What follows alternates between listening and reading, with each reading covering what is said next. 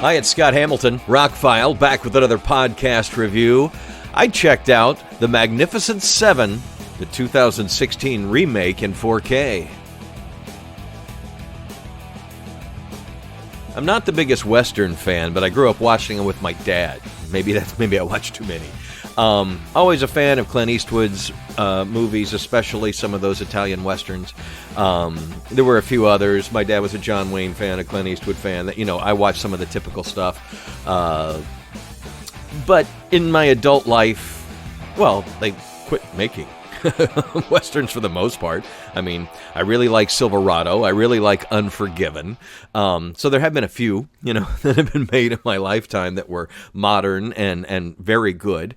And I gotta say, rewatching The Magnificent Seven, okay, take you a bit back. The original Magnificent Seven was a remake itself. It's based on an Akira Kurosawa film, The Seven Samurai, which is one of my all-time favorite films. If you've never seen it, go get it. Criterion Collection has a great Blu-ray of it. It's a black and white samurai film, and you know the gist of the story. A town is being besieged by bad guys, and they get together a rough group of seven almost superly heroic, not exactly great guys to defend the town, in which they do.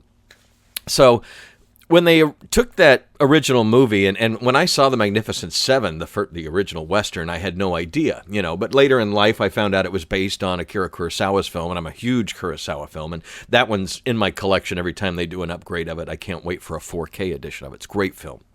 So I've always enjoyed the old Western for that reason. It's a little long, but it's a really good Western by the standards of 70s Westerns.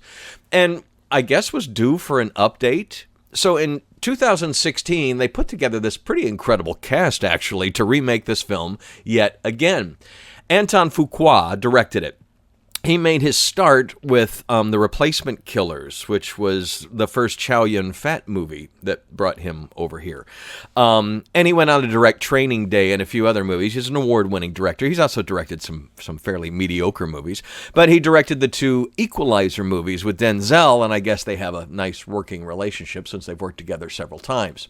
So this seemed like a project between him and Denzel, but Chris Pratt is in it, Ethan Hawke, Vincent D'Onofrio, Peter Sarsgaard. It's a great cast. They had a decent sized budget, $90 million for a Western in 2016. Think about that for a second. That's a lot of money.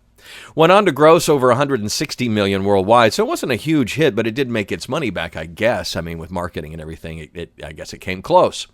But so this was a movie that I missed in theaters because I just wasn't in the mood to see a 2-hour and 15-minute Western. And I picked it up because it had a really cool steelbook at Best Buy, and it was in 4K. And this was 2016, so it was early in 4K. And I figured I'll be ready when I finally get the TV and the player.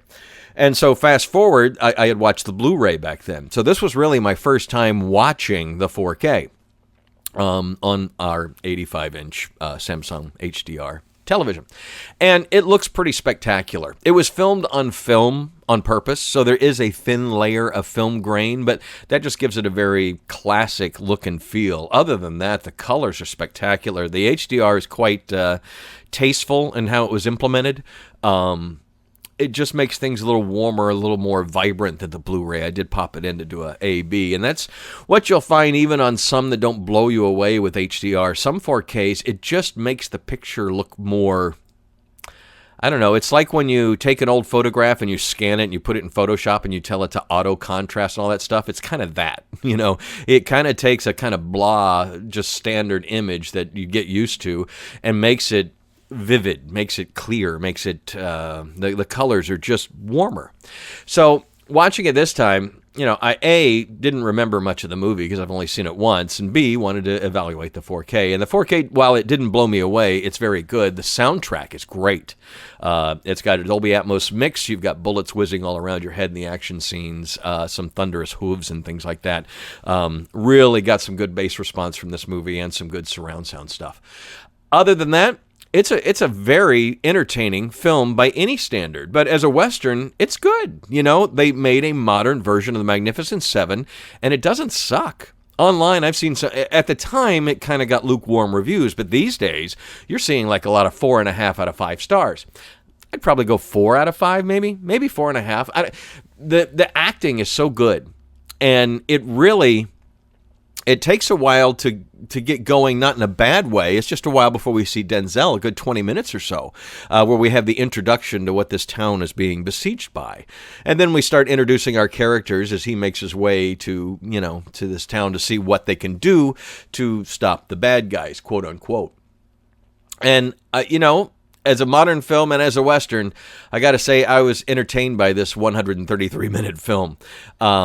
It's got great cinematography. The action is superb. Very well filmed. I don't know how horses and people did not get hurt in some of these scenes. If there's a lot of CGI in it, it's not very obvious. It was really a well made film and a Western that I thoroughly enjoyed. So revisiting it, I've got to give it pretty high marks if you're in the mood for a Western and if you've never seen this remake.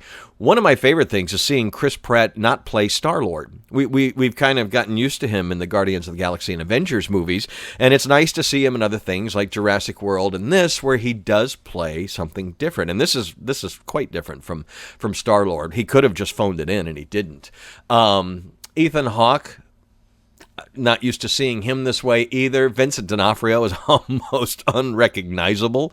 And Denzel does a great job. If you're looking for a Western or an action movie, it's good. And it's violent, and it's what it should be.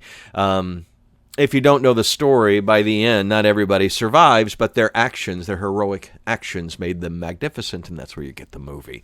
I highly recommend The Seven Samurai in the original version, and I can tell you that The Magnificent Seven 2016 adds to that list. Not quite at the level of The Seven Samurai, of course. It's not Kurosawa, but it's a well-made, entertaining film. Check it out. The Magnificent 7 2016 is available now. You can usually find it on sale pretty cheap on 4K Blu-ray.